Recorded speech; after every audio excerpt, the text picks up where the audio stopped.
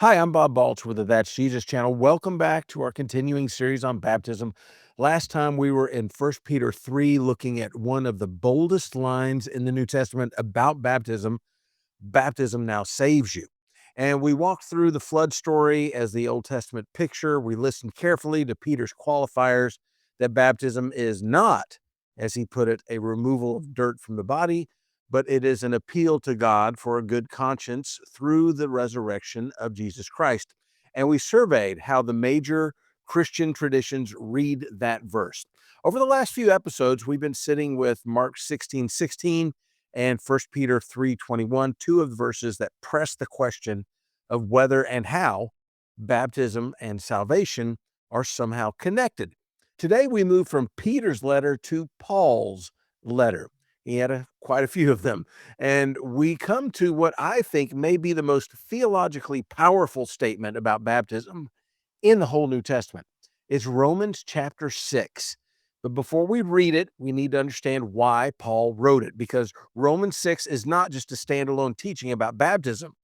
It is an answer to a question. And the question comes from what Paul had just finished saying in Romans chapter 5. In Romans chapter 5, Paul has just made one of the most radical statements about grace in the Bible. He said, where sin increased, grace abounded all the more. That is Romans 5, verse 20. And it is a stunning claim. Grace is God's unearned favor, his decision to treat us better than we deserve. It's a gift that we didn't earn. And Paul says the more sin there is, the more grace overflows to meet it. Now, if you hear that and you're paying attention, the question immediately presents itself. And Paul knows what that question is and what's coming. So he asks it himself at the top of chapter 6. He says, what shall we say then? Are we to continue in sin that grace may abound? In other words, if more sin means more grace, if sinning more means God is going to continue to give you even more gifts, then why not just keep on sinning? Why not just pile it on? And the logic seems to work. Paul knows how dangerous that logic is, though.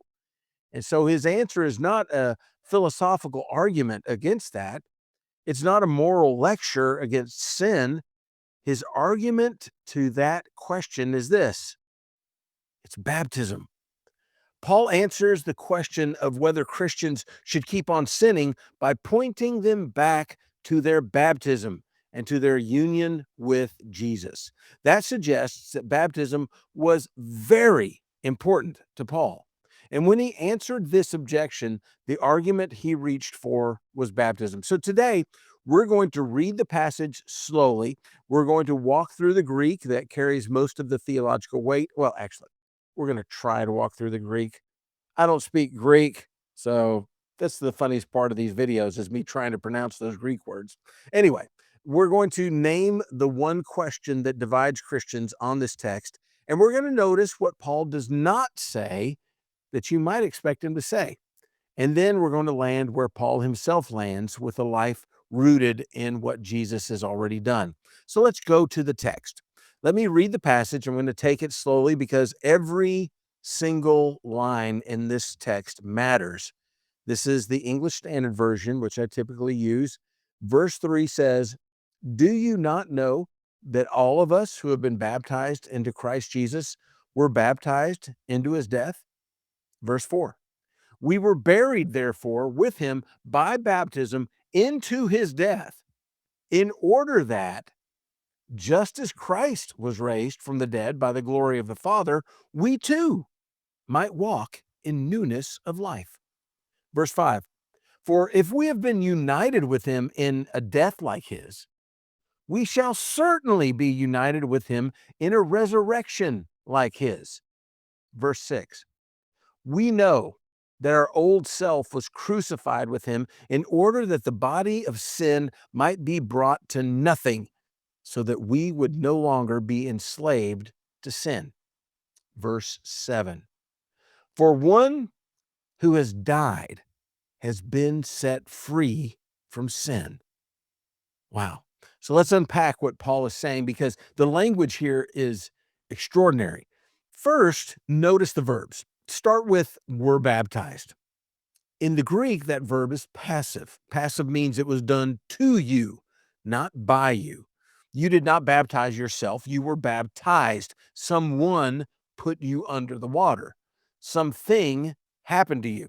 And the tense presents the action as a single whole, a completed event, not an ongoing process. Then we were buried with him. Same thing, passive again, a completed action, something that was done to you. And now notice the little word that our translators keep having to add: with, buried with, united with, crucified with. In the Greek, those are not separate words at all. They are a prefix that are fastened onto the front of each verb, and Paul stacks them one after another through this message.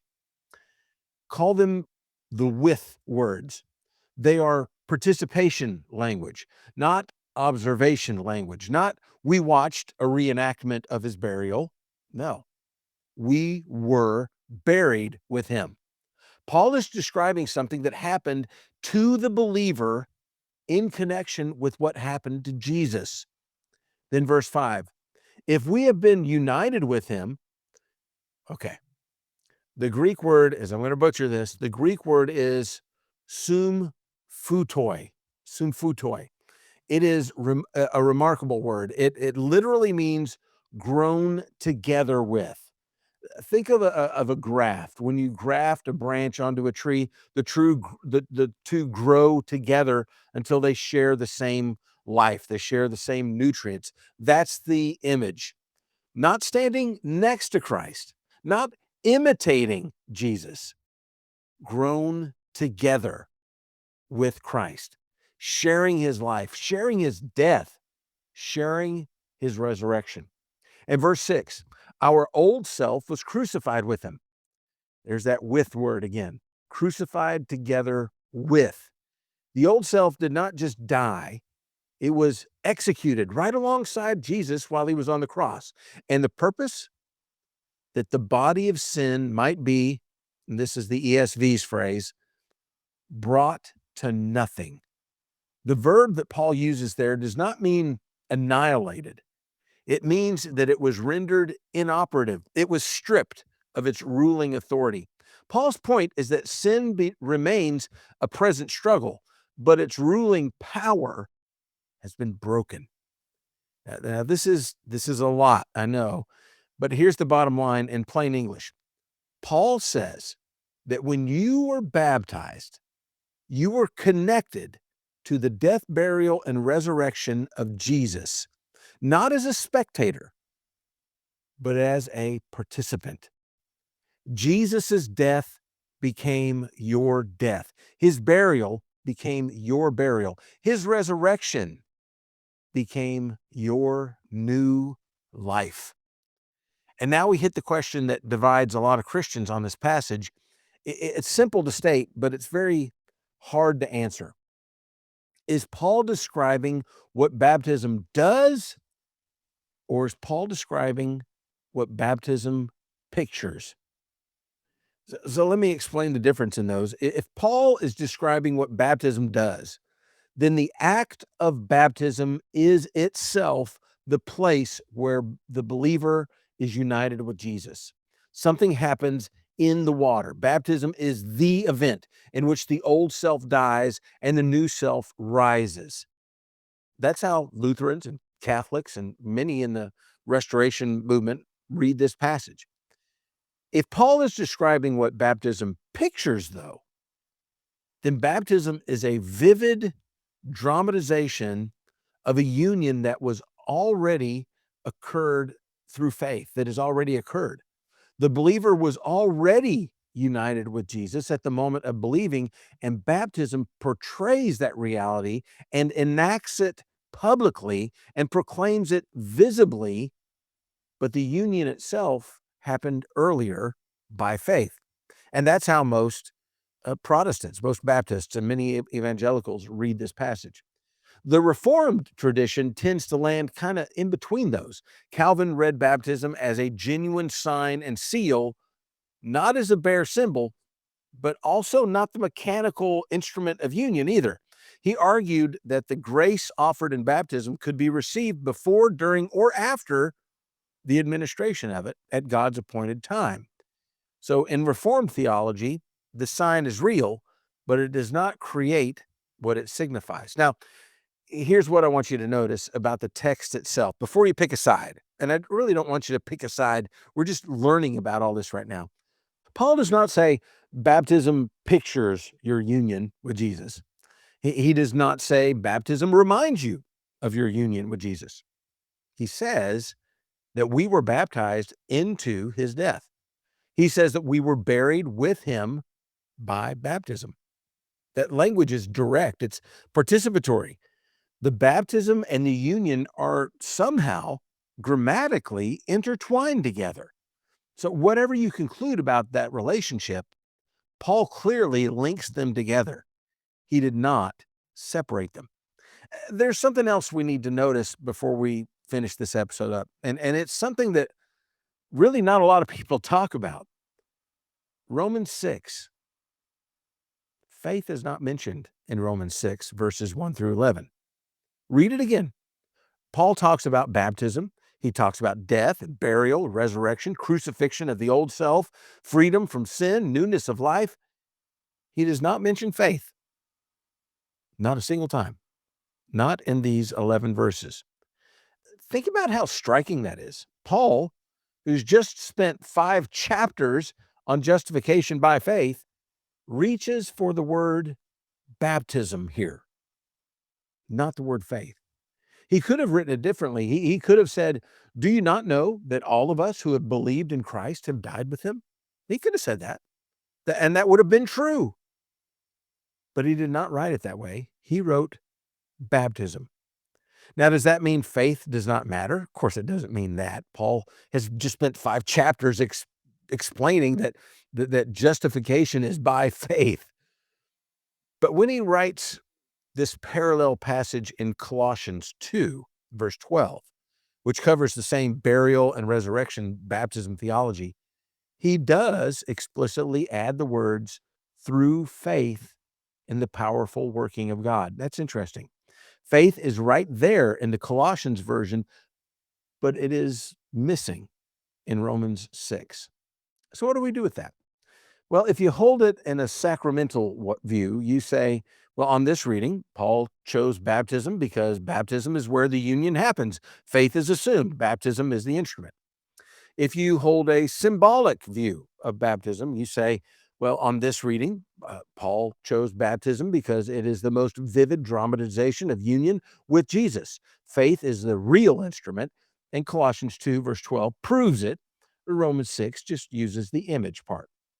Now, if you hold a participatory view, the view that baptism genuinely participates in the reality that it signifies without being the mechanical cause of it, you say Paul chose baptism because in the event of salvation, baptism is where faith takes physical, public, embodied form. It is not faith or baptism. It is faith in the baptism. Not faith that baptism will do something. It is faith demonstrated in baptism. The two belong together. Each of those 3 readings has to account for the same evidence, though. Faith is absent from Romans 6. Faith is present in Colossians 2, verse 12. Both passages describe the same reality. A careful interpreter must hold both of those texts together. So this is one of those passages where sincere Christians and whole traditions, well, they just land in different places when they read this. So if you hear me describing your tradition, and I've done a good job on it, let me know in the comments. If I made a mess of it, I apologize. Please let me know in the comments. I especially want to hear how your church reads Romans 6 and how it connects faith and baptism.